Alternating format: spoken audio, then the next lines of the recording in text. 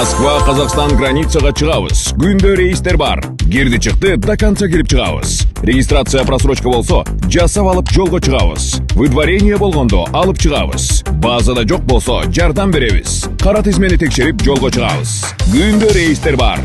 Toyota Alphard өзүм до конца кирип чыгам. Пересадкасы жок. Эң негизгиси, үйүңүздүн адресиңизден алып кетебиз. Толук маалымат 7 985 060 88 84. Орусияга учуп барган ондогон тажик жараны аэропорттон кайра кайтты.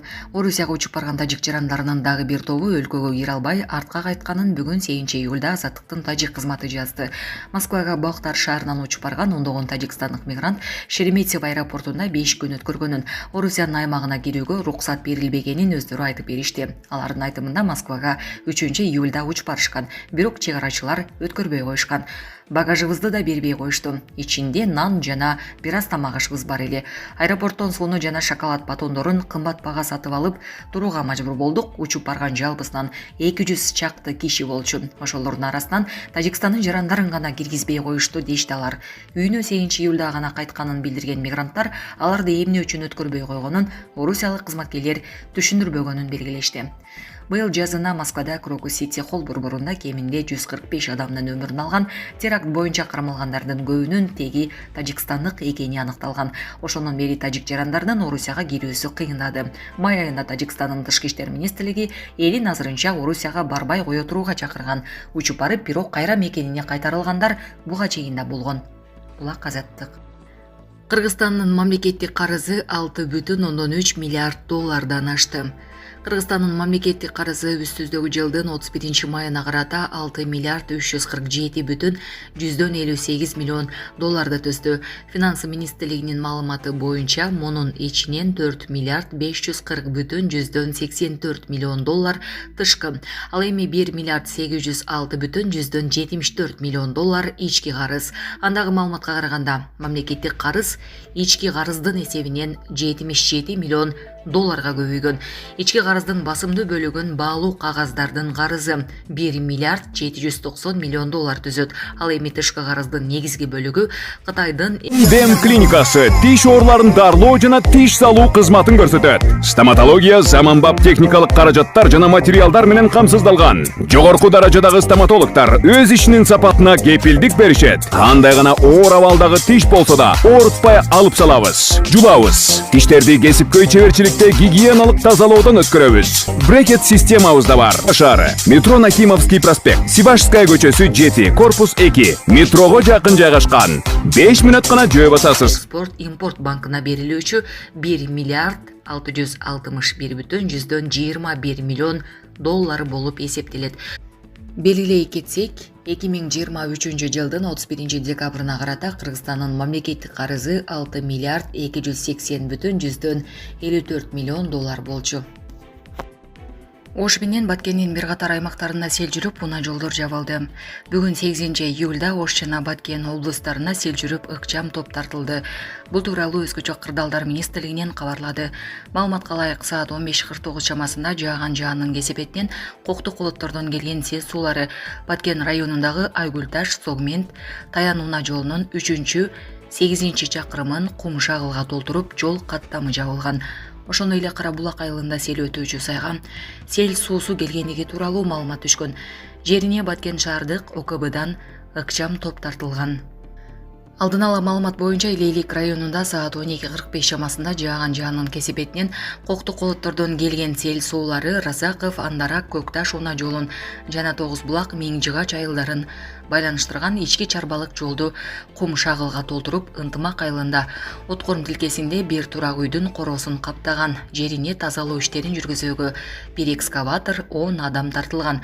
Ош облустун Кадамжай районунун Майдан айыл аймагынын Үчкоргон, Дарыуткоргон унаа жолунун 23-27 чакырымынын 5 жеринде сел жүрүп, жол убактылуу жабылган.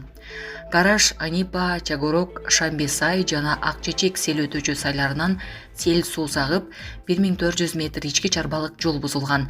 Жол каттам убактылуу жабылган. Жерине Кадамжай райондук Өзгөчө кырдаалдар бөлүмүнүн башчысы 3 экскаватор, 1 жүк ташуучу унаа тартылды. Алай району боюнча алдын ала маалыматка ылайык саат 15:00 чамасында жааган жаанын кесепетинен коктук колоттордон келген сел суулары Ош Сарыташ Эркештам унаа жолунун 70-71 чакырым аралыгын кум шагылга толтуруп, унаа жол эки тараптуу жабылган. Жерине бир жүктөгүч, бир грейдер тартылган. Учурда унаа жол бир тараптуу ачылды.